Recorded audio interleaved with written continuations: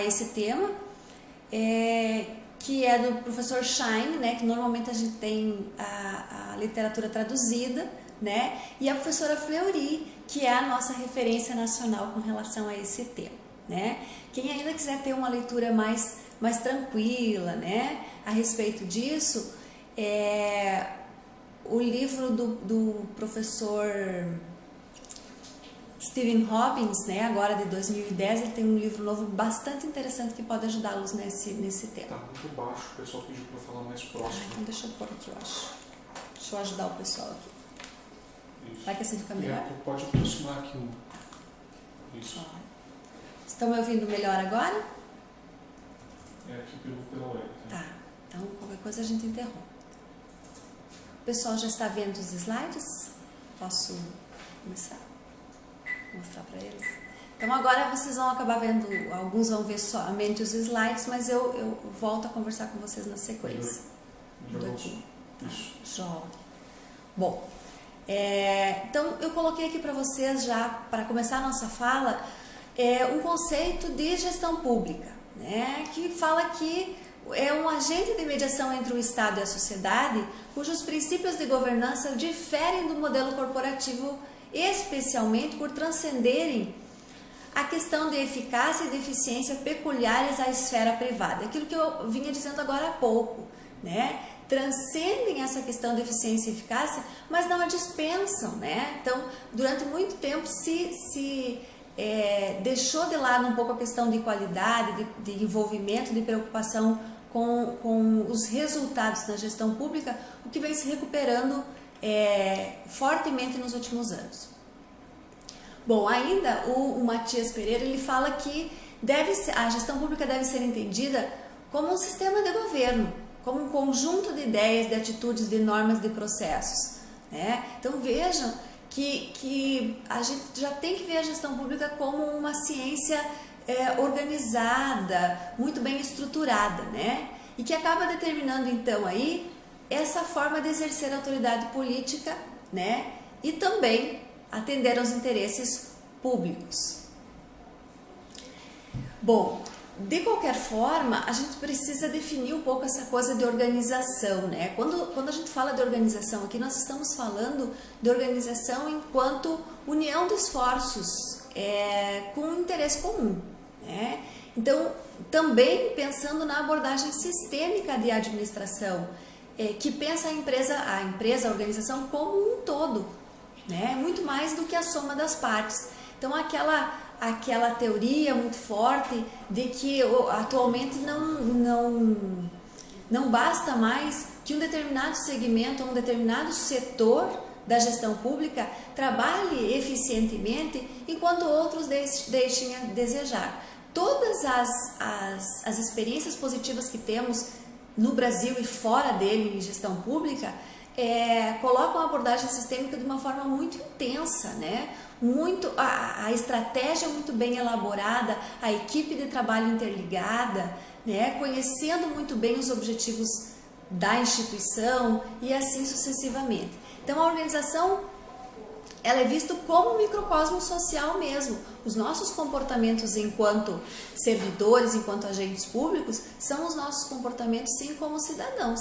Então o que a gente costuma usar como exemplo? Poxa, quando eu sou uma agente pública de saúde, por exemplo, e atendo um determinado cidadão, eu posso estar atendendo perfeitamente o professor do meu filho, né, que também estuda numa escola pública, né, ou o policial que faz a segurança do meu bairro. Então nós interagimos, nós vivemos num microcosmo, né, dentro dessas organizações. E isso tem um papel determinante para o desenvolvimento das várias dimensões sociais, né? Então, as instituições, as organizações públicas, elas não são isoladas do resto, né, do restante do sistema, tá? Então, eu ainda coloco aí uma definição do Kanahane, né, como um sistema socialmente estabelecido, com um conjunto de valores que são expressos por quem? Justamente pelos indivíduos, né? As pessoas têm um papel singular, diferenciado dentro das organizações, né? Isso é justamente a partir das pessoas que as coisas acontecem. Então, quando falamos de cultura, estamos falando fundamentalmente de comportamento humano. Né? Bom, o Robbins, que eu citei para vocês anteriormente, ele coloca aí, então, como característica das organizações, em primeiro lugar, a questão da inovação. Vemos que a inovação é um tema que está tão atual e se fala tanto nessa questão de inovação. Normalmente, quando tratamos desse tema, pensamos já em inovação tecnológica, em novos processos, mas a inovação comportamental, a inovação na prestação de serviços, a inovação vem inclusive deste relacionamento, dessa interação com a população, tomada de risco, atenção aos detalhes, pequenas, eu acabei de falar aí a respeito da atenção, da preocupação e do envolvimento que tem feito toda a diferença, com relação principalmente, é claro, ao atendimento às necessidades da população, que é o trabalho, é o foco da gestão pública. A orientação para os resultados, então novamente o Robbins já coloca aí os resultados como um valor efetivo na gestão pública, e a orientação aí para as pessoas, para as equipes, colocando novamente as pessoas aí como um eixo, como um foco de ligação e de interação entre os diversos processos. E o Robbins coloca novamente, então, a agressividade como forma, no sentido de competitividade e de estabilidade. Então, organizações públicas fazendo toda a diferença no mercado atual, concorrendo, inclusive, em alguns casos, com instituições, com organizações privadas e fazendo toda a diferença, tendo resultados extremamente positivos e mostrando, sendo exemplos aí de que, de fato, é possível fazer um trabalho de excelência na gestão pública. Finalmente, para falarmos a respeito de cultura organizacional, eu procurei destacar aqui para vocês os fundamentos justamente da questão da cultura. Há quem diga que a cultura organizacional é um tema extremamente subjetivo. Então, o que acaba acontecendo? Eu não consigo, na verdade, estabelecer parâmetros, definir parâmetros estruturados para tratar da cultura, porque cada organização tem uma cultura distinta, pois tem um grupo distinto de pessoas que interagem nesta realidade. Então eu coloquei aqui para vocês algumas definições para que a gente, todos, possamos pensar a nossa discussão de hoje em cima de bases claras, científicas, com destaque aí justamente ao que tem falado a teoria a respeito. Então, eu coloco para vocês aí os sentidos, os vários sentidos de cultura, os vários conceitos convergindo no sentido de um conjunto de representações mentais, de significados, de valores, crenças, normas, tudo isso constituído, adquirido e incorporado ao nosso comportamento, a partir dessa nossa interação e que é transmitido também aos outros elementos da instituição, formal ou informal. Como é que nós passamos, como é que nós representamos aí então a cultura? Justamente através do processo de comunicação, que é através da fala, através da comunicação escrita, através das nossas expressões e assim por diante. Aí eu coloquei, eu citei para vocês o Schein, o professor Schein, e eu fiz questão de colocar aí uma citação dele a partir da professora Fleury, porque é uma das, como eu disse para vocês, é uma das autoras que mais discute o professor Schein. Ela coloca aí os vários pressupostos básicos que vão determinando um grupo, descobrindo e desenvolvendo um processo de aprendizagem para lidar com os problemas de adaptação, sejam externos ou de interação interna. Então vejam que a professora Fleury, ela já coloca a cultura como um processo de descoberta e de desenvolvimento. A partir do momento que nos conhecemos, sabemos como nos comportamos, no que acreditamos, podemos gerar comportamentos, mudar comportamentos e assim nos desenvolver enquanto organização. E aí, não vou entrar aqui na discussão de desenvolvimento, mas o desenvolvimento no sentido mais amplo possível, né? Não só de crescimento, mas justamente, como eu disse agora há pouco, de transformação, de estar inovando, de estar à frente, de estar preparado e também de gerar um ambiente positivo e satisfatório para os envolvidos, tanto os agentes, os servidores públicos, quanto a população que é atendida. Então, esses pressupostos estando funcionando, a professora Fleury diz que acabam gerando, ensinando os demais membros como uma maneira de perceber e de pensar a relação com os problemas, com a organização, com o ambiente. Vejam que eu falo de alguns aspectos e vocês vão lembrar inclusive das tarefas que a gente fez e a tarefa que está no momento aí para postagem agora neste final de semana. A Fleury diz novamente, cultura é um conjunto de valores, pressupostos básicos. Nós vamos falar um pouquinho sobre os pressupostos da cultura, que são expressos em elementos simbólicos.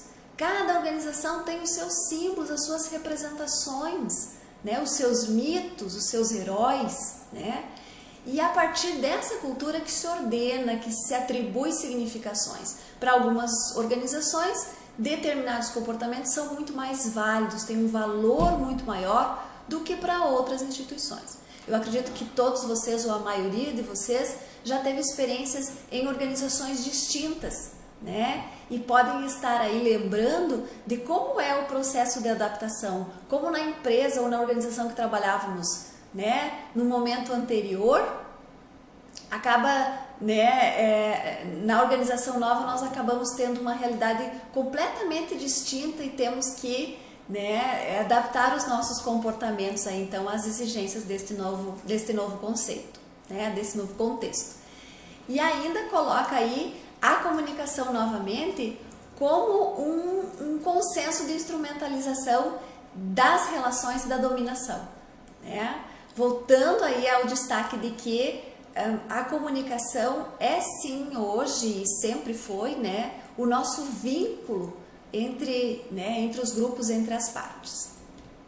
Bom, acabei de comentar aí com vocês a respeito, dos elementos formadores. Então nós temos aí os valores, os ritos e os rituais, os tabus, os mitos, a própria comunicação. Procurem lembrar neste momento, nas organizações das quais vocês pertencem, como que esses elementos são representados, sejam elas organizações públicas ou não, tá? Então vocês, conforme a gente vai comentando aqui a respeito de cada um desses elementos, vocês vão poder fazer as relações aí com o cotidiano de vocês, A gente não está falando aqui, gente, de cultura, de algo distante de cada um de nós, A cultura organizacional faz parte do nosso cotidiano, tá?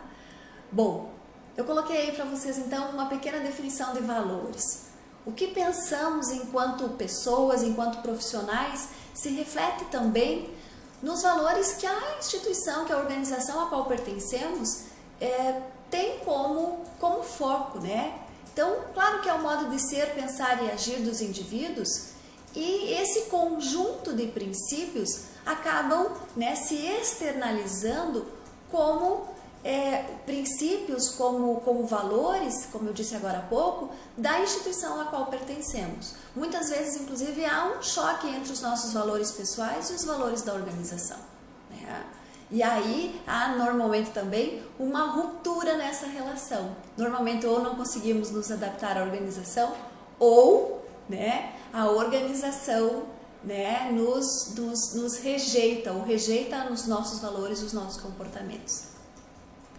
As crenças e os pressupostos são usados como forma de exprimir as verdades então da organização, ou seja, situações que são aceitas, os questionamentos que emergem, o aprendizado, as experiências vividas, e essas crenças, esses pressupostos, eles são compartilhados.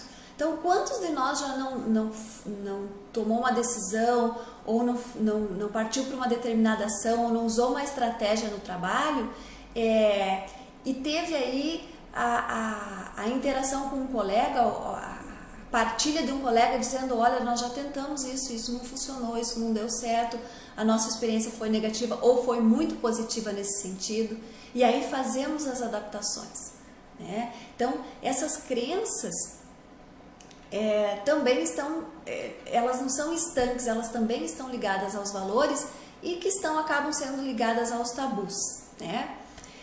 Eu coloco aí para vocês os tabus de uma forma muito direta, explícita inclusive, falando a respeito daquelas convenções, daqueles fatos, justamente que são proibidos, né? Proibidos no sentido de que não deram certo ou que não são bem vistos pelo grupo, né? Então, coisas que já experimentamos e que, né, repudiamos ou temos medo ou que estabelecemos aí como barreira, né? Os tabus são muito comentados ou muito vistos nessa discussão de cultura com relação justamente à resistência à mudança. Por que eu resisto? Porque essa determinada ação, essa estratégia oferecida pelo gestor já me é conhecida, né? Eu já passei por experiências muitas vezes não muito boas ou negativas, e aí, né, eu tenho uma tendência natural a reagir a essa determinada ação, né? Coloco aí também para vocês como elementos os ritos, os rituais e as cerimônias, né? Cada organização ou cada autor acaba usando um termo distinto, né, para falar da forma de expressão dessa cultura, para o processo de comunicação dos princípios e de ideologias desse determinado grupo, né? Então nós temos de repente nas organizações, né, uma comemoração de final de ano, a comemoração do aniversário da instituição ou da organização, eventos distintos ao longo do ano que são de forte comemoração. Todos os anos, naquela determinada data, né, temos um determinado rito, uma determinada cerimônia. Nas instituições, aí nas universidades, né, nós temos, claro, como cerimônia as formaturas. Então, é um exemplo de cultura, né, que acaba imprimindo nos componentes, na equipe, na população que forma essa organização, expectativas, né? Comparamos as formaturas dos anos anteriores, né, e temos expectativas com os anos seguintes e assim por diante. E nas organizações, como eu disse para vocês, né, citei aí a mais comum, que é a comemoração de final de ano.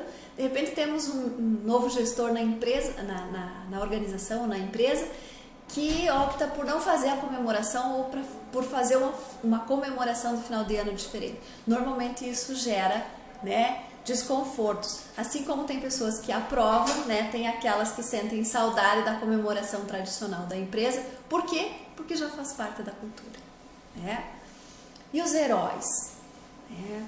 Os heróis são aqueles nossos colegas, aquelas nossas referências construídos ao longo da história da nossa organização, que se tornaram, né, como eu disse agora há pouco, referência, né? Exemplos de ousadia, de coragem, né, que personificam então a excelência ou a eficácia dentro daquela organização, né? Usamos o termo herói, parece algo grandioso, né? Mas é aquele gestor que deixou marcas importantes, que deixou saudade, ou, né, que realmente impactou aí com relação às estratégias adotadas, né, e ao relacionamento com a instituição, tá? E as normas, né, eu acho que a menor dificuldade que temos de conceito são realmente os padrões, as regras, né, as normas de conduta.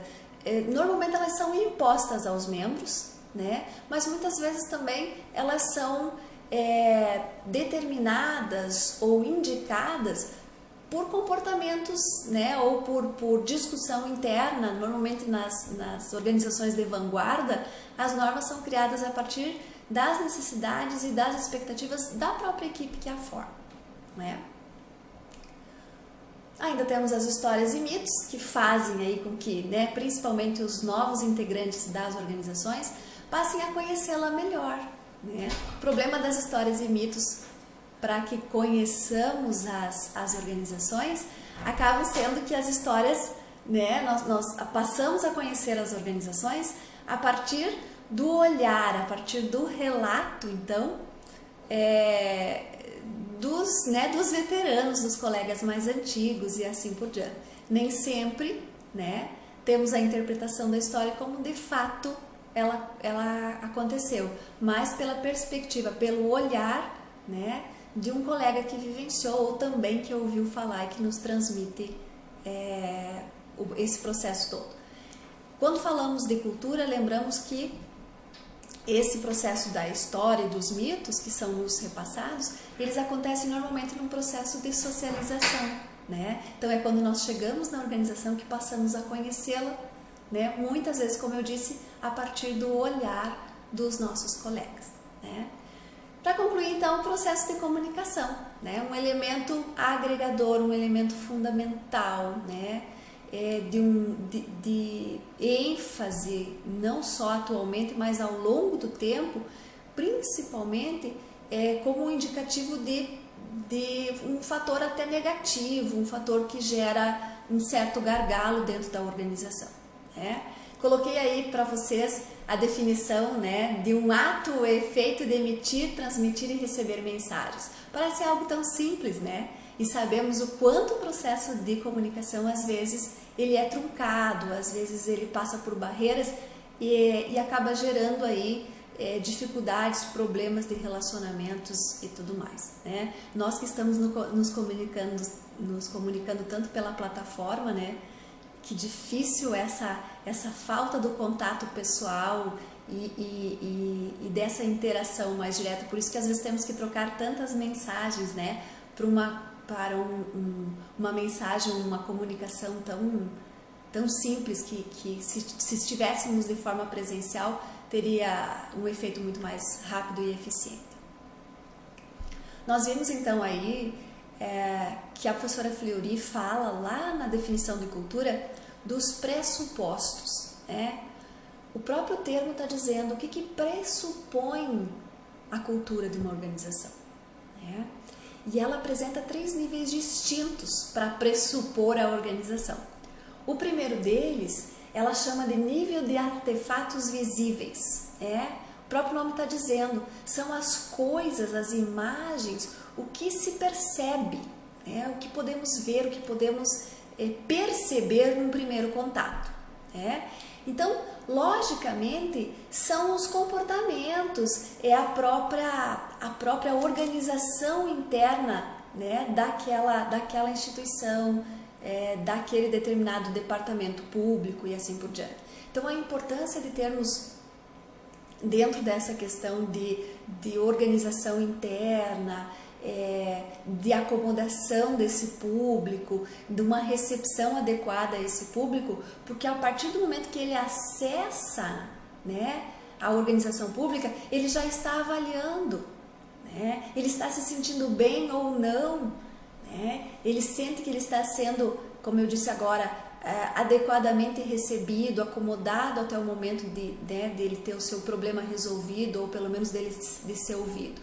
Então, dentro dos artefatos visíveis, a gente coloca aí que são de fácil identificação, mas também podem gerar alguns enganos, né? Então, normalmente nas instituições públicas, às vezes nós temos um trabalho extremamente eficiente, né? Um resultado efetivo para a solução dos problemas dessa população, e a própria organização visualmente ela não atrai, ou ela não passa a imagem do quanto ela é eficiente e apresenta resultados positivos. Não. Ainda ela coloca como pressupostos, né, um segundo nível, que são dos valores declarados.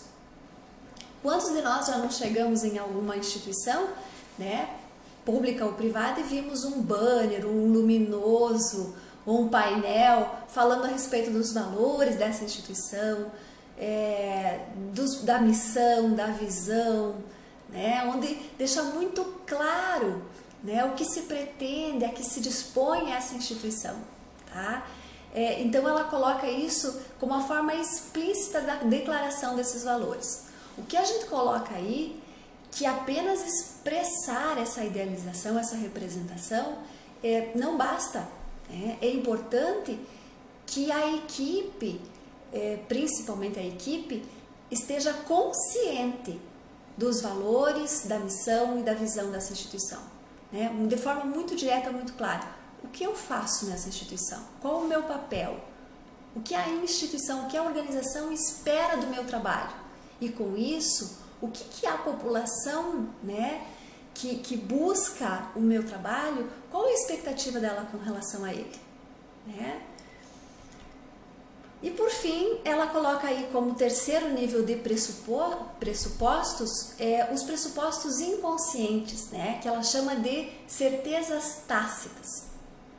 E coloca então como os indivíduos percebem, como eles sentem, né, como eles revivem situações e como eles incorporam isso como aprendizado, como experiências positivas, né, anteriores, e também como eles registram isso em níveis inconscientes. Mais ou menos o que eu disse para vocês no início, né, os nossos mitos, né, são os pressupostos inconscientes, quer dizer, experiências anteriores que podem ser positivas ou negativas, mas normalmente as positivas, né, como certezas tácitas. Quando eu me comporto de uma determinada maneira e tenho um resultado positivo, eu acredito, eu penso que este é um comportamento bem-vindo, aceito pela comunidade interna e externa da organização a qual eu pertenço, né? E aí passo a reproduzir esse comportamento, então.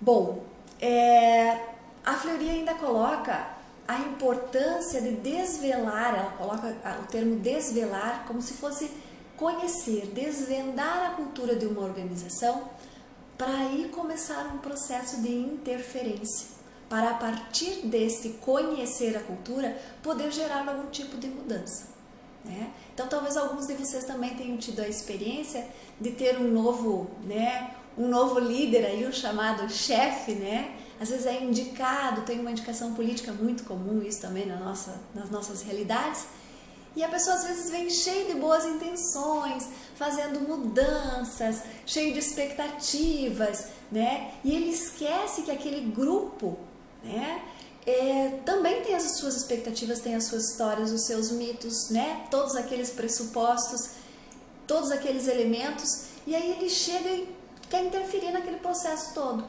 Então, tradicionalmente, comumente, essa equipe reage a esse tipo de comportamento, né? Porque o nosso status quo é gerado, como a gente acabou de discutir, a partir dos nossos comportamentos. E a gente percebe isso como uma interferência, como uma agressão, né, ao nosso modo de vida.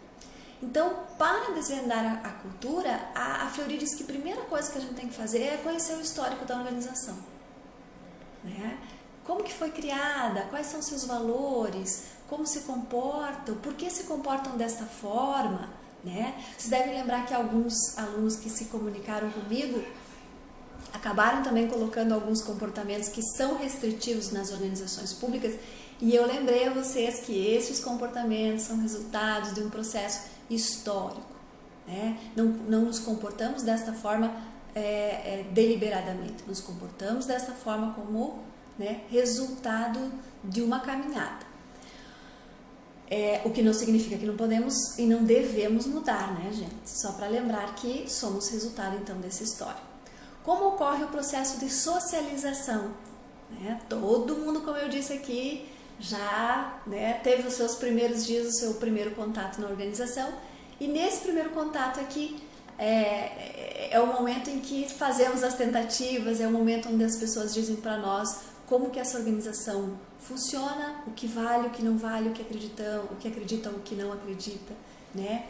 E assim vamos nos adaptando. Ela coloca ainda que valores são transmitidos pela política de recursos humanos, né? Então, que forma de valorização humana esta usa, que política de treinamento, de capacitação, que política como faz o controle interno das ações, né, relacionadas à gestão de pessoas. Né? Então, toda essa interação das pessoas com o ambiente, né, geram valores, e esses valores também são interpretados e assimilados, né, pelos novos componentes dessa organização. Além de tudo, como o processo de comunicação flui. Né? Nós sabemos que hoje, com as redes sociais e com a comunicação, né, digital, nós temos aí uma facilidade de comunicação muito maior. Entretanto, continuamos tendo as mesmas barreiras da comunicação presencial, algumas inclusive mais intensas, mais profundas ainda. Né? Então, no processo de comunicação, a gente tem que lembrar que tem o que se fala, como falamos, né? Para quem falamos e quem é a pessoa que fala. Né? Então, nós temos uma representação social também com relação a quem fala. Né? Se é um colega de trabalho com a mesma experiência que nós, principalmente com o mesmo nível de poder que nós, como interpretamos aquela determinada mensagem que nos é transmitida. E se essa mesma mensagem é transmitida por alguém que representa, como eu disse, um determinado papel, tem um determinado poder dentro da organização, como recebemos isso normalmente de uma forma mais, né, com um pouco mais de cuidado, com um pouco mais de atenção. Então, quem fala também faz toda a diferença. Né? E ainda, como se desenvolvem os processos decisórios. Quem toma a decisão? A decisão ainda é muito centralizada, né? Algum de vocês aí comentou isso no fórum, né? Professora, a hierarquia ainda é muito forte, a questão da burocracia ainda emperra muito os processos dentro da gestão pública. Sim, por quê? Porque nós viemos com um histórico de autocontrole, e o controle ele se efetiva de uma forma muito mais fácil através da burocracia. Né? Agora, os processos burocráticos precisam ser desprezados para que tenhamos uma organização eficiente? De forma alguma. Eles têm os seus valores, eles podem ser usados de uma forma muito eficiente, né? Principalmente, como eu disse, como forma de controle. Né? Agora, o processo decisório de forma compartilhada, de forma participativa, ele requer muito mais habilidade, muito mais competência por parte do gestor. Claro que todos nós, como colaboradores de uma organização, temos a expectativa de um processo decisório mais participativo, né? Mas precisamos lembrar que, infelizmente, isso não é para todos os grupos, isso não é para todos os gestores, e ele também não é feito da mesma forma em todos os contextos. É preciso que tenha competência técnica, habilidade para fazê-lo, né? Senão nós não geramos resultados. Todos aqui também já devem ter participado daquelas reuniões em que discutimos e não chegamos a lugar nenhum, né? E aí também geramos, então, né, uma retórica aí da improdutividade ou, né, do baixo resultado nas organizações. O processo de trabalho e das relações de poder dentro da organização. Né? Como se estabelecem essas relações, esse processo, como é que se efetivam as relações e as interdependências do processo produtivo, principalmente em serviços. Né? Então, a minha etapa ou a etapa do meu trabalho, da produção do serviço que eu estou prestando, depende do serviço, né, e do trabalho que é prestado por uma instância anterior ou superior e assim sucessivamente. Né? Então, as relações de poder dentro das organizações ainda também imperam e são muito fortes, e é preciso que se respeitem essas relações e cada organização possa reavaliar a sua postura nesse sentido. Né? Mas são elementos vitais para que possamos interferir. Né? Bom, e aí tem a questão da mudança, né, gente? Tão premente, tão necessária. Né? Falo de mudança, nós estamos falando de sair de uma zona de conforto. Né? O que é a zona de conforto? É o estar aconchegado né? Num comportamento como a gente falou até agora, que eu já conheço, que estou adaptado, que me sinto bem, né? E todo o processo de mudança gera realmente uma readaptação, conhecer novamente aquela realidade, né? Alguns de vocês passaram aí pelo processo de informatização, né, nos seus ambientes de trabalho, né? Como foi difícil então para alguns de nós esse primeiro contato, essa primeira relação com a comunicação virtual, com os processos que antes eram feitos de forma, né, de forma tradicional, como é difícil a gente desapegar do papel, né?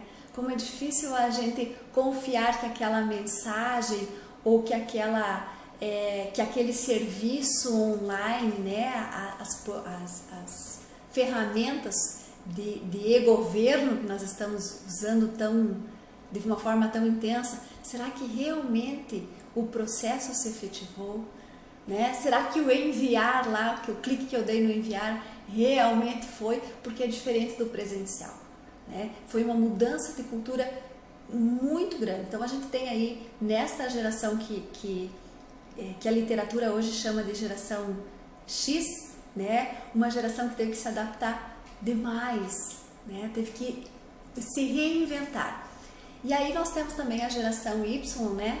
Que é aí a nossa geração que é filha dessa geração X, que alguns autores colocam, que é uma geração que já nasceu se adaptando. Ela nasceu durante o processo e foi se adaptando. E a geração nova que está chegando aí, que foram os nascidos a partir do ano 2000, que muitos de vocês também têm muito contato, né? Que é a tal da geração que vem de uma forma, a gente costuma brincar, inclusive, que eles já estão nascendo com chip, a criançada, né? Então, quer dizer, já nascem completamente adaptados, já estão numa realidade que faz parte da sua cultura, né? Nesse processo de mudança, a gente tem que considerar, então, o cenário, as exigências, a relação da capacidade de adaptação, né? Então, quando a gente fala de cenário, de realidade, também eu volto à tarefa 3 de vocês, que fala aí das dimensões, que é a tarefa dessa semana, e que fala do meio ambiente e do grupo social, né? Um profissional hoje, ele não tem mais como dizer, olha, eu não vou fazer parte desse processo, né? Eu prefiro uma comunicação presencial.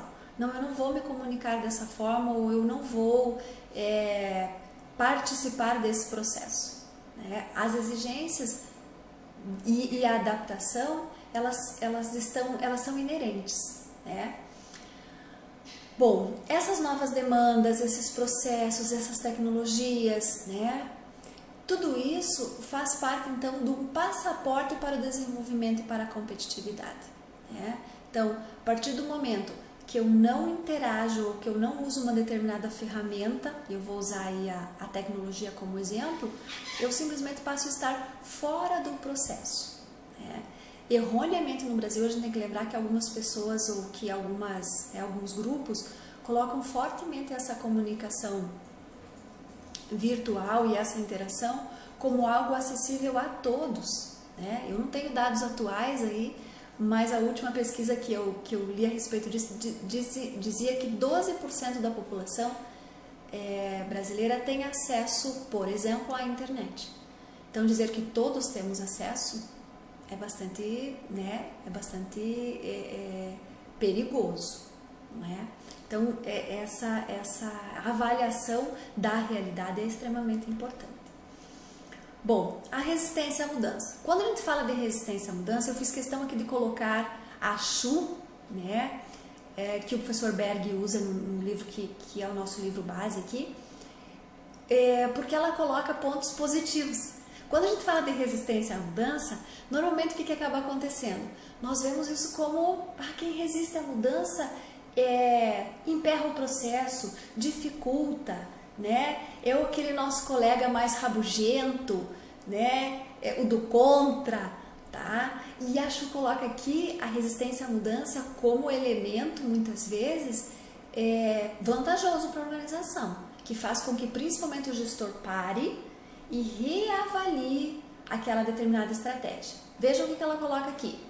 A resistência à mudança contribui na identificação e tratamento das lacunas, na identificação dos riscos envolvidos, estimula a reflexão e discussão, melhora o relacionamento entre os pares, aperfeiçoa o processo de comunicação, identifica necessidades, que são específicas de cada área, contribui para a verificação, desse alinhamento da mudança com os objetivos estratégicos da organização. E essa última que preciso fazer um destaque para vocês. Tá? Olha a importância novamente dos objetivos estratégicos da organização. Que objetivos nós temos? Qual é o nosso macro objetivo, a nossa grande visão? Qual é a nossa missão? Quais são os objetivos para este ano, para este semestre? Como eu, enquanto colaborador dessa organização, contribuo com esses objetivos? E aí, então, uma visão diferenciada dessa resistência à mudança. Então, todas as vezes que um colaborador coloca aí, ou se posiciona de uma forma resistente, a uma sugestão, a uma estratégia que vai gerar mudança, é preciso que pensemos o quanto isso pode estar contribuindo para evitar, inclusive, uma falha estratégica importante lá na frente. Bom, o professor Berg também colocou para a gente as dimensões da gestão, Então ele coloca aí a gestão baseada na rotina, que é a mais tradicional, que vem de encontro ao status quo, a nossa acomodação, E ele coloca então como aquele conjunto de atividades ou de processos que são cotidianos, que são regulares, E que são identificados, claro, pelo plano organizacional. Então, normalmente, quando a gente fala em treinamento, dos nossos colaboradores, é uma palavra que hoje a gente já discute bastante, porque treinar alguém, eu estou preparando aquela pessoa para a execução de um processo, para repetir uma ação que vem sendo feita ao longo do tempo. Lembram do nosso slide lá do início, que coloca como ingrediente da organização a inovação? De que forma podemos inovar? Às vezes a inovação é extremamente necessária e pertinente, tá? Normalmente é. E a gestão baseada então na mudança, que são ações gerenciais, principalmente ações gerenciais de diagnóstico de necessidades, que acabam gerando aí, ou que acabam estimulando, efetivando políticas públicas, E que essas políticas públicas acabam então tendo interface e gerando as transformações necessárias, Então, aquela discussão inicial que eu fiz com vocês, o que está posto, Claro que não necessariamente é algo positivo, mas está posto. Como transformar, Como gerar políticas públicas ou ações públicas que tenham interfaces com as necessidades das pessoas, através do diagnóstico, através do conhecer a realidade. E quando eu falo de realidade, eu estou falando da realidade, daquele município, das organizações públicas que estão gerindo, e claro, daquela população, daquela comunidade onde aquela política pública vai ser implantada. Ainda coloco aqui para vocês a questão da mudança numa visão sistêmica, A gente já falou um pouquinho sobre isso, que é a gestão de processos de forma contingencial. O que é a contingência, De uma forma bem direta, a gente sempre brinca com isso com os alunos da graduação, A ideia do contingencial é a ideia do plano B. Qual é a minha outra alternativa? Por quê? Porque normalmente aquela estratégia que funcionou muito bem na comunidade X, aquela política pública ou aquela ação pública, pode não surtir um mesmo efeito ou pode ter uma resistência maior na outra comunidade. né? Ou pode ter sido muito bem aceita por um grupo significativo e pode não dar certo numa realidade específica. Então, a ideia da mudança é sempre pensando, né, qual é o meu plano B, qual é o meu plano de contingência. Tá? A compreensão do contexto, a descrição da situação, a análise, né, são pré-requisitos aí colocados pelo professor Berg como requisitos essenciais para o planejamento estratégico. Né? Vocês vão ter um módulo de planejamento estratégico que vai tratar muito claramente disso. O que é a estratégia? Qual é o caminho que vamos perseguir? Para perseguir este caminho, né, nós precisamos conhecer a nossa realidade e o contexto onde estamos inseridos. Né? Quais são as nossas competências, as nossas habilidades, quais são os recursos que temos. Né? E a abordagem sistêmica, então, como um elemento fundamental, né, para a compreensão do fenômeno da mudança. Não consigo mudar, não devo iniciar um processo de mudança de forma fragmentada. Tá? Lembrando novamente, o que preza aí a gestão ou a administração sistêmica? O todo é muito mais do que a soma das partes. Né? É importante que a gente pense na organização, seja ela qual for, como um todo, né? Como um microcosmo social, né? Como um elemento dinâmico, um elemento de interação.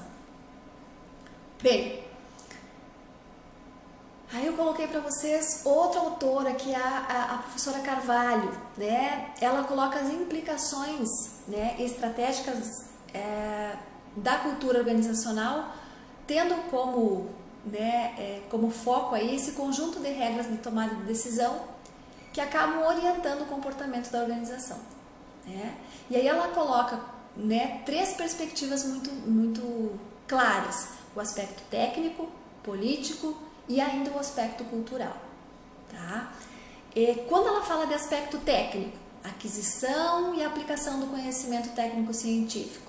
Então, a competência técnica é extremamente importante.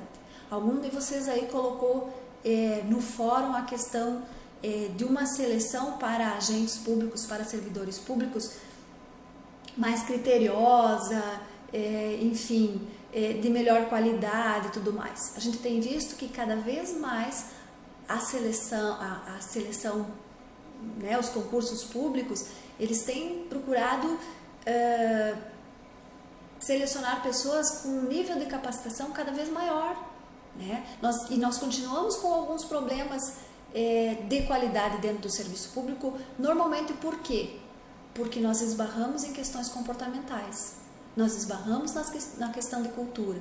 Às vezes eu tenho uma equipe de excelência, né, tecnicamente de excelência, mas com um comportamento completamente viciado, um comportamento, né, negativo para aquela organização. Aspectos políticos, né? Então acarreta as questões da alocação de recursos e de poder. Né? Aquilo que a gente falou antes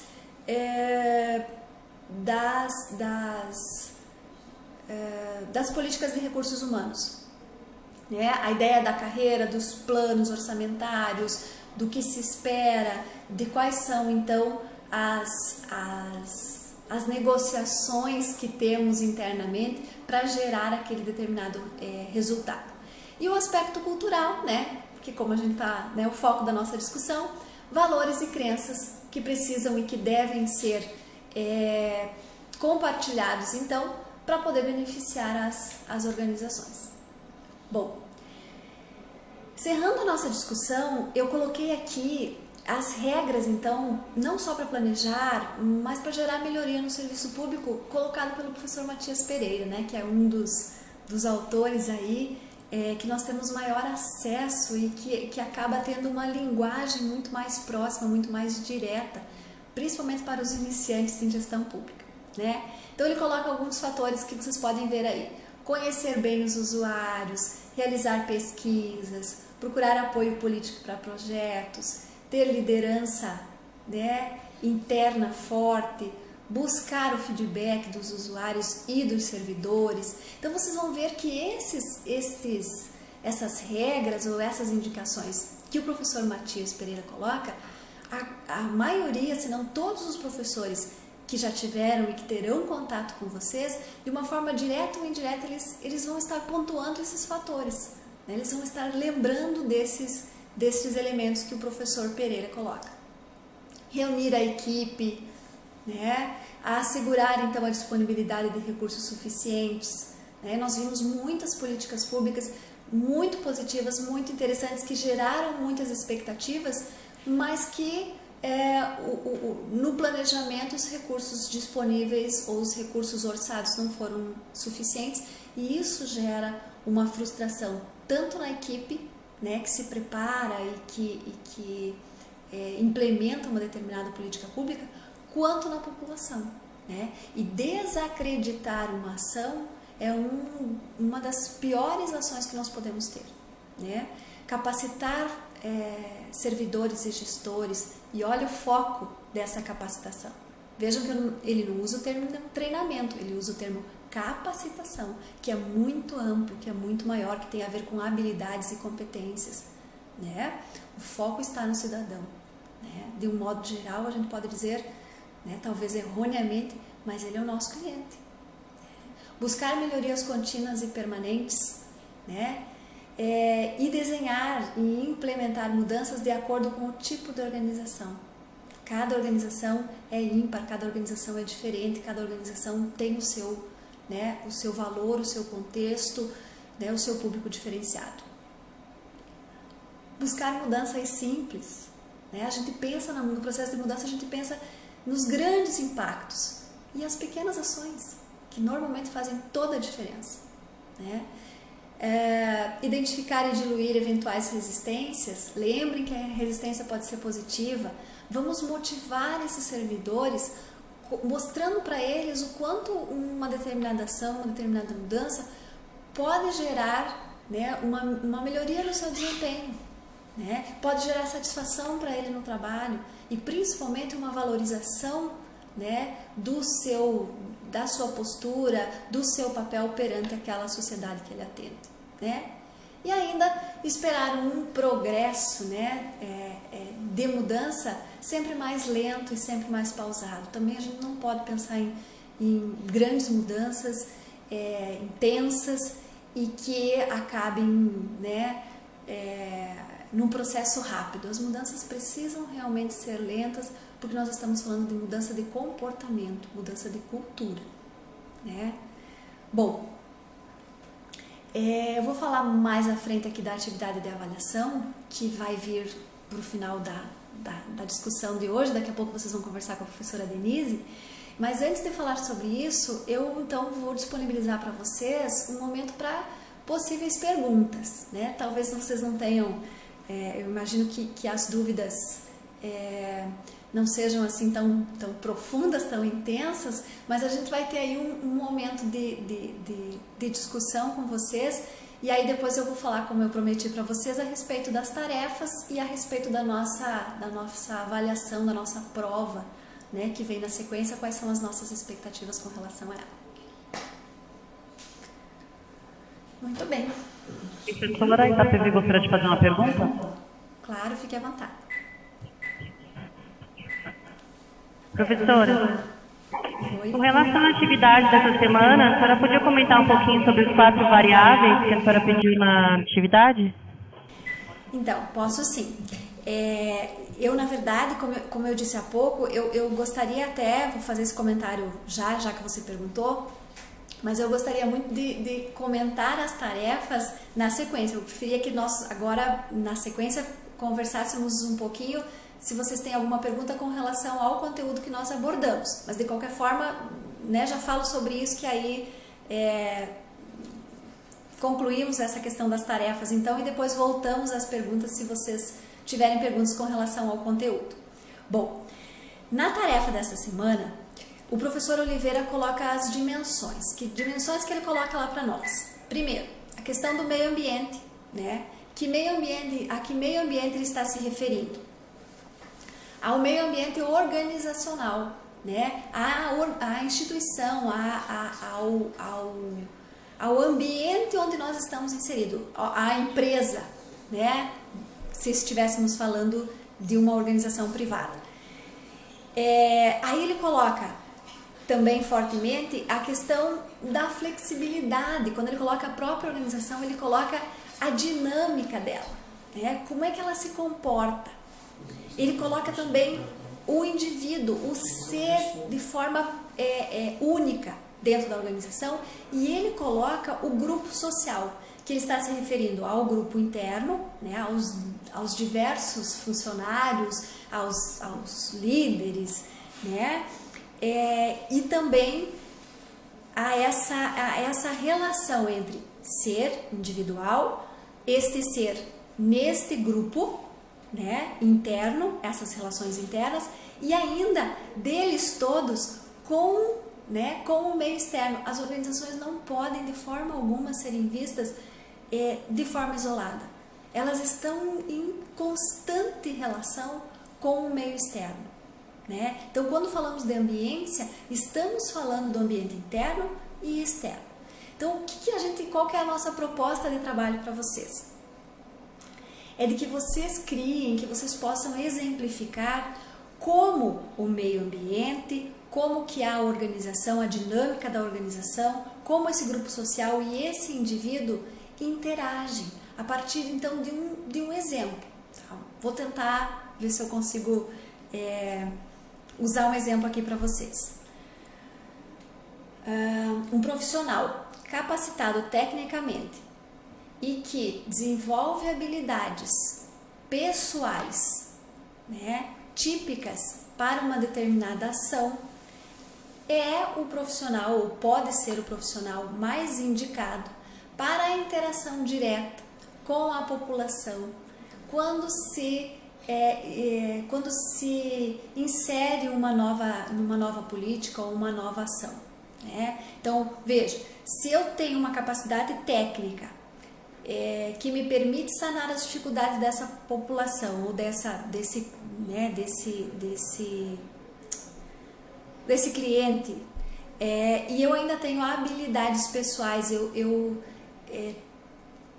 tenho uma interação maior, eu consigo me comunicar melhor com ele, né? Eu passo a ser a pessoa mais indicada, ou, né, fazer parte do grupo indicado para a relação dessa nova política, dessa nova ação da organização com esta população. Então, o que acaba acontecendo? Nós criamos uma nova ação, discutimos essa nova ação internamente como parte do objetivo, como parte, né, das ações internas desta organização, a partir desta ação incorporada no grupo, né, que é o grupo social interno. Pelos indivíduos, eu interajo com o meio externo. Então, essa relação do conhecer a ação de forma interna, incorporar esta ação de forma interna, o chamado acreditar nesta ação, tá? A partir do momento que eu conheço a ação, acredito na ação, faço parte dessa ação, me envolvo, né, eu tenho uma facilidade muito maior em interagir com o meio externo, tá? Vou tentar de uma outra forma.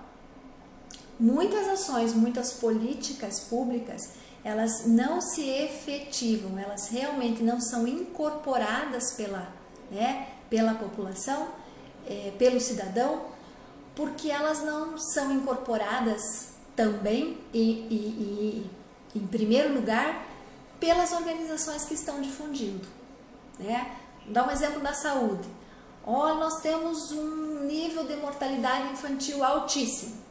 A partir do momento que aquele determinado segmento lá, aquela secretaria de saúde pública do município ou aquele determinado posto de saúde não incorpora aquela ação difundida pela secretaria como uma ação efetiva, como uma ação que este posto de saúde, eu, agente de saúde, eu, enfermeira do posto de saúde, que tenho capacitação técnica, não acredito nessa ação, acho que essa ação não vai funcionar, como eu vou chegar para uma mãe que vai procurar o posto de saúde e vou transmitir para ela a importância das ações que são propostas, como que eu vou instruí-la com relação às ações, né? Como que eu vou persuadi-la a agir conforme as políticas internas daquele, né, daquela instituição, daquela organização, né? Então, qual que é a missão de vocês aí nessa tarefa? É criar exemplos que possam, né, relacionar o meio ambiente, a própria organização, o grupo social e o indivíduo. É complicado para mim estar falando sobre isso para vocês sem dar um exemplo direto, porque até eu não quero induzi-los nessa resposta, mas assim, gente, nós fazemos isso todo dia, né? O acreditar é parte integrante das ações que tem qualidade, que se efetivam, e é parte integrante também do nosso estímulo, da nossa motivação. Ora, só nos motivamos enquanto profissionais para aquelas coisas que realmente acreditamos, né? E é isso que o autor está colocando. Essas 4 dimensões, elas precisam estar ligadas, interligadas. Foi clara? Será que ajudei?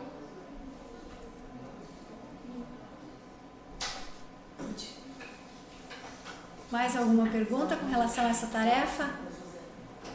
Então é basicamente isso, pessoal, é vocês procurarem um exemplo ou procurarem o relato de uma ação que possa exemplificar o quanto o meio ambiente, a organização, o grupo social e o indivíduo, agindo de forma interligada, podem realmente trazer um resultado positivo ou realmente fazer a diferença numa determinada ação. Já que nós estamos falando da tarefa, eu vou tomar liberdade já de falar da próxima tarefa, né? A nossa próxima tarefa, eu não sei se vocês viram, já entraram em contato, mas a próxima tarefa vai ser uma pesquisa que vocês devem realizar com os gestores aí das comunidades de vocês, do município de vocês, com relação aos entraves, às principais resistências que eles encontram na sua equipe com relação à mudança. Então, eu deixei 15 dias porque alguns têm contato direto com organizações públicas, com gestores públicos, outros não. Então, alguns vão ter mais facilidade e outros não. Essa tarefa é para ser uma tarefa simples, mas eu como, né, há 18 anos trabalhando com ensino superior, eu acabo tendo uma certa resistência também a um ensino que não faz com que a gente interaja com a realidade. Então essa minha tarefa é justamente assim, acaba sempre agradando a alguns e desagradando a outros, mas a importância de vocês interagirem com o meio, né? Principalmente porque nós estamos aqui falando de especialistas em gestão pública. Fazer um curso todo de especialização em gestão pública e não ter nenhum momento de interação, eu não vejo proveitoso. Então, é muito mais, gente, uma experiência, assim, um contato que é muito simples, né? É chegar lá no posto de saúde, é chegar lá na prefeitura, né? É conversar, enfim, com um agente de segurança, mas preferencialmente alguém que esteja vivenciando a gestão mesmo. Eu sou um líder, eu sou um chefe de seção, eu tenho uma equipe. E aí vocês chegam para essa pessoa e vão perguntar para ela, olha, como diretor, como gerente, como supervisor aqui desse departamento, quantas pessoas são subordinadas ao senhor ou, né, ou senhora? Quais são as principais dificuldades que você encontra com relação às ações de mudança interna, né? Como os seus colaboradores, como os seus agentes têm interferido, né? Eles são resistentes? Em que sentido são resistentes? Claro que ele vai fazer um relato disso. E aí, na sequência, qual é a próxima missão de vocês? Perguntar para eles o que eles têm, que estratégias eles têm implementado para superar essas dificuldades, essa resistência, né? Então, volta à nossa discussão inicial. Qual a dificuldade que vocês têm tido? Vão aparecer uma série de barreiras e de resistência. E aí vem justamente a pergunta na sequência: o que é que você tem feito para superar essas dificuldades? Né? Então é muito mais no sentido de vocês conhecerem, porque só do relato, só de ouvir falar, nós temos uma percepção. quando realmente vamos ao contato direto, vamos à realidade, nós acabamos tendo uma percepção bastante diferente. Né? Então dizer que, olha, não implemento mudança porque falta recursos. Né? Como é que você faz para superar as limitações de recursos? Os nossos agentes não são capacitados. Né? Como é que você consegue superar essa limitação? Difícil, gente, claro que é muito difícil, mas nós temos grandes experiências, nós temos resultados muito positivos de ações que são muito criativas. Nós costumamos comentar a respeito dos fatores negativos, das ações que não deram certo, mas nós temos grandes heróis aí, né, na gestão pública, fazendo um trabalho excelente, como eu disse, com muita criatividade. E é também essa experiência que eu gostaria de ver nos relatos de vocês. Como eu disse, essa quarta tarefa, vocês têm 15 dias para fazer. É um contato muito simples, é um bate-papo com essa pessoa e é um relato, vocês vão fazer uma espécie de um relatório mesmo dessa experiência, tá? Bom, alguma pergunta ainda com relação a isso? Senão a gente pode falar sobre a prova. Temos perguntas?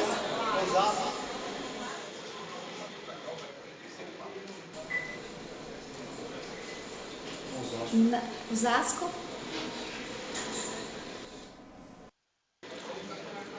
Está ouvindo, professora? Sim, agora sim, pode falar.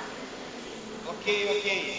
A pergunta é a seguinte, o pessoal vai ter um tempo para fazer essa atividade? Vai, assim, ó, essa atividade que eu acredito que vocês estão vendo, no slide, é uma tarefa que vocês vão fazer no final da manhã, né? Que é a tarefa de interação da equipe que está aí presente com a nossa fala de hoje, tá? Que eu posso até falar sobre ela, indicar 2 exemplos de ações de gestão pública e analisar os reflexos, né, positivos e negativos desta mudança, tá? Qual que é a tarefa de vocês? Então vocês vão se reunir aí em grupos de 4 ou 5 pessoas e vão discutir ou vão comentar aí qual exemplo de ação pública que vocês gostariam de comentar. Eu coloquei embaixo aí alguns exemplos. Pode ser o programa Saúde da Família, pode ser a unidade de polícia pacificadora, podem ser as gratificações de produtividade na educação ou qualquer outra. Então a minha equipe aqui de 5 pessoas ou de 4 pessoas resolveu falar sobre o programa Saúde da Família. O que vocês vão colocar nessa tarefa do final da manhã, tá? Quais foram os reflexos positivos do programa de saúde da família aqui no município de Itapevi? Os reflexos positivos foram, né? Vocês vão citar lá 4 ou 5. Como que se chegou a esses reflexos? Por que nós conseguimos um trabalho tão bom nesse sentido? Né? O que será que gerou isso? E aí volta lá, se vocês prestarem atenção, volta para a tarefa 3. Provavelmente porque foi levado em conta o indivíduo, o grupo social, a própria organização e o meio ambiente, tá? Tô dando exemplo aqui, vocês não precisam fazer relação com a tarefa 3, mas vocês vão ver que as ações efetivas, né, as ações positivas, normalmente elas são reflexos dessa gestão sistêmica, dessa gestão mais participativa, dessa gestão que busca desenvolvimento e envolvimento dos agentes. Agora, dentro desse programa de saúde da família aqui em Itapevi, o que é que não deu certo? Apesar de ter tido pontos positivos, quais foram os pontos negativos? Foram esses, né, 1 ou 2. Por que esses pontos surgiram? Por que essas dificuldades surgiram? Né? Em que sentido os gestores públicos, em que sentido as equipes não conseguiram, né? Ou por que elas não conseguiram, então, fazer um trabalho 100%, né? Por que teve essas pequenas falhas? O que faltou? Então, nesse sentido, é simplesmente uma discussão, uma análise também muito mais prática, experiencial para vocês. Certo? Compreenderam?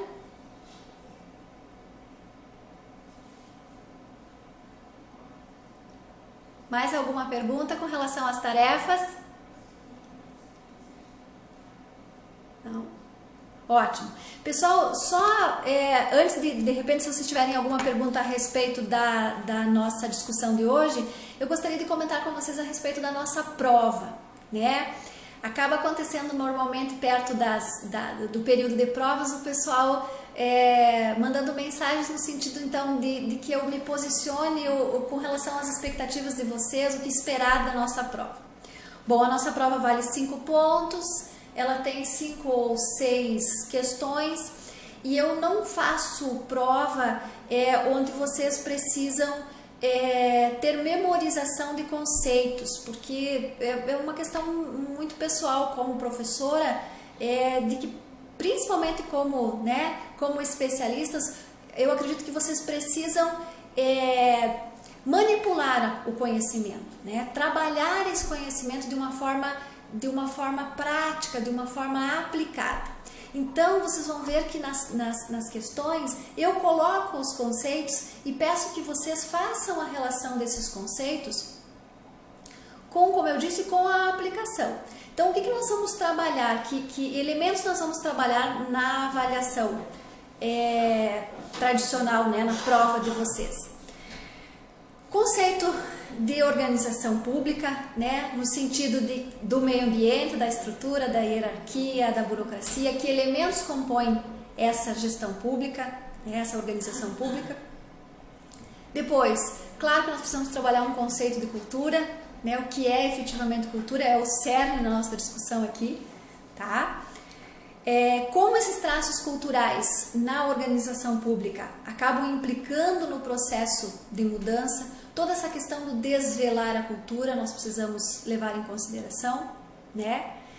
Esse conhecer a cultura, então, como que esse conhecer a cultura acaba por transformar comportamentos e gerar o desenvolvimento da organização, no sentido que desenvolver é transformar, é adaptar-se à realidade, é proporcionar, né, inovação, transformação, né, crescimento, no sentido, né, amplo da palavra.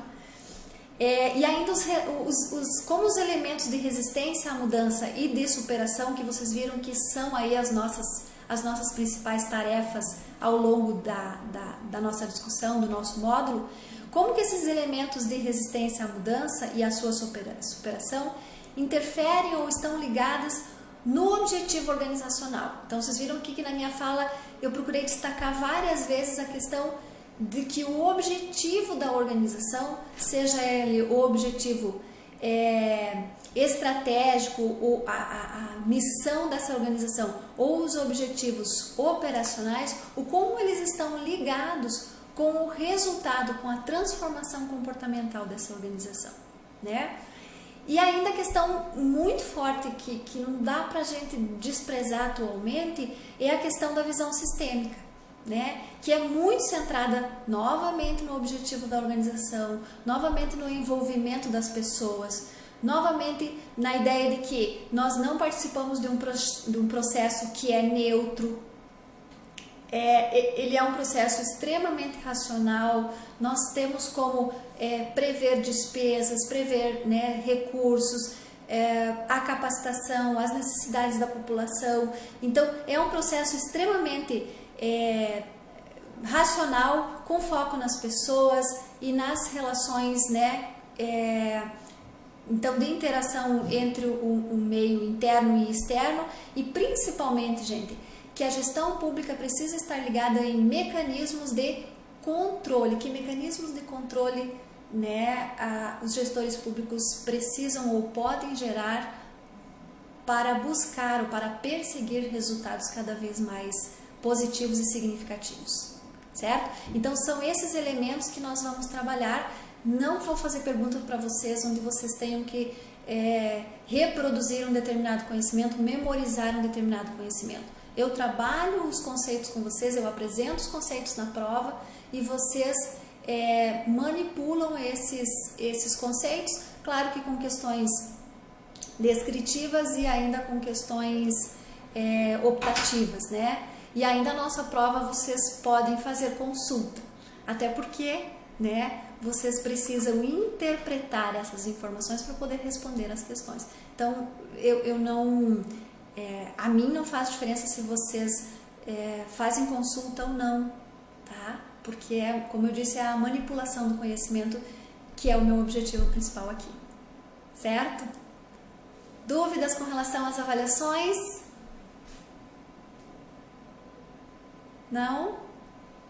Bom, de qualquer forma, pessoal, eu estarei disponível, né, nos fóruns. Qualquer dúvida, por favor, entre em contato. Quem já entrou em contato já percebeu que eu costumo, né, responder as questões pelo menos 1 ou 2 vezes por dia, né? Então eu estarei disponível sempre que possível. Vou procurar responder as questões de vocês no dia, certo? Alguma pergunta? Professora? Opa, diga. O aluno Donizete do Polo Itapevi gostaria de fazer uma pergunta sobre a palestra. Sim. Bom dia, professora Alder. Bom dia. Que é Aparecido Donizete Hernandes, do Polo Itapevi.